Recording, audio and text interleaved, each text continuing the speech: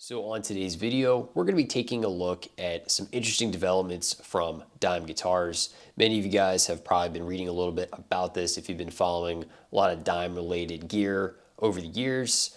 You guys probably know Dime Guitars developed by Dean Zelinsky, the founder of Dean Guitars.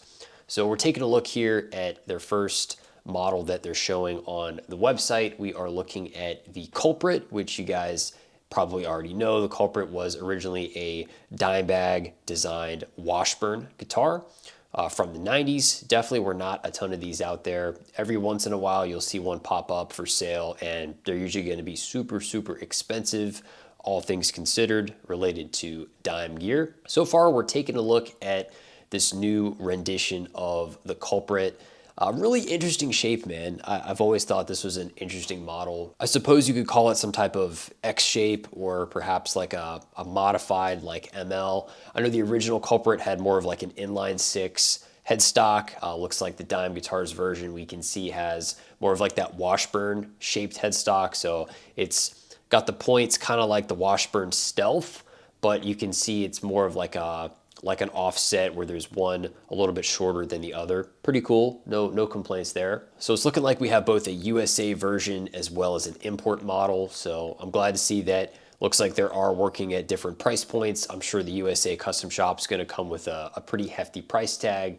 So I wanna make sure that these guitars can hopefully be affordable. I know a lot of people are very frustrated with Dime marketplace. There's a lot of things right now going on that really make it tough, you know, with counterfeit production has been an issue. A lot of guys have been peddling these like fake Washburn knockoffs, which in my opinion is just bad form, really needs to stop. Then of course you'll have people with like a beat up import Washburn Dime Slime from the 90s that's had the headstock glued on like 5 times, and people want like $7 grand for them. I mean, it's just, there's some pretty ridiculous stuff going on. So I love the idea that like people that, you know, want to honor Dime, continue the legacy, right? Fans of Pantera and whatnot, and want to get their hands on a guitar, and they're not going to be looking at a devastating, outrageous price point. So I think the import line absolutely needs to happen. So right off the bat, I'm just gonna say I like the body shape,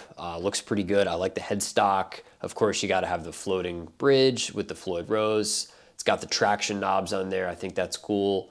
The only thing that really kind of bothers me is, I would really say 2 things if I'm being a little particular. First thing being, I'm not a fan of the whole Z-Glide neck. I'm not necessarily opposed to it. I do think it is an interesting design, but obviously looking at Dime's gear that he would have realistically played, it's not something that he would have had on his personal guitars.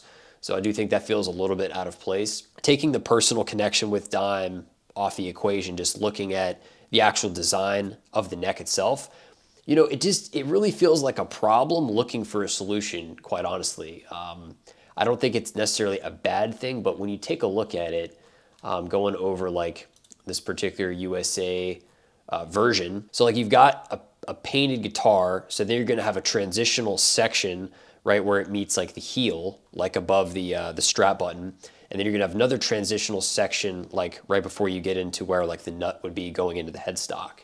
So really for me, it's like you've kind of shrunken down your playable surface as far as the actual neck itself.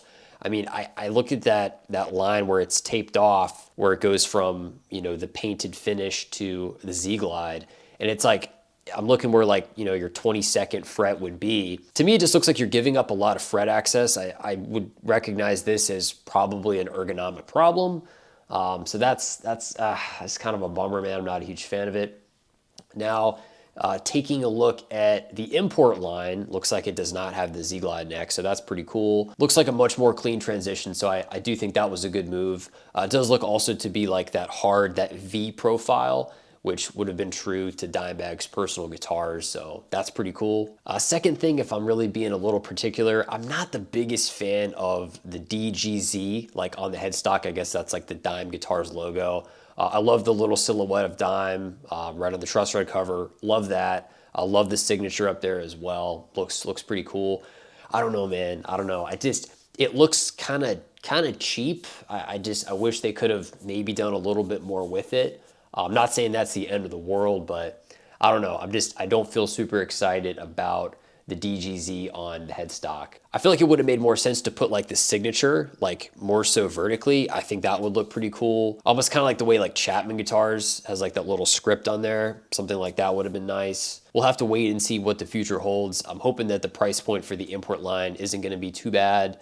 I'm sure the custom shop's going to come with the hefty price tag as you would expect. So, but good looking stuff overall, man. I'm really happy, you know, as a Pantera fan, as a Dime fan, just seeing further developments where people can start to actually buy, you know, Dime guitars once again without dealing with counterfeit people, dealing with scalpers, all that kind of stuff. So I think this is good news for the fans, good news for the community of guys that are looking to acquire some Dime gear. So yeah, just my first take on this, and we'll see what happens down the line. Let me know your thoughts down below as far as Dime Guitar's first take on the culprit, and be sure to subscribe to the channel if you haven't already, and I'll see you guys in the next one. Have a great day.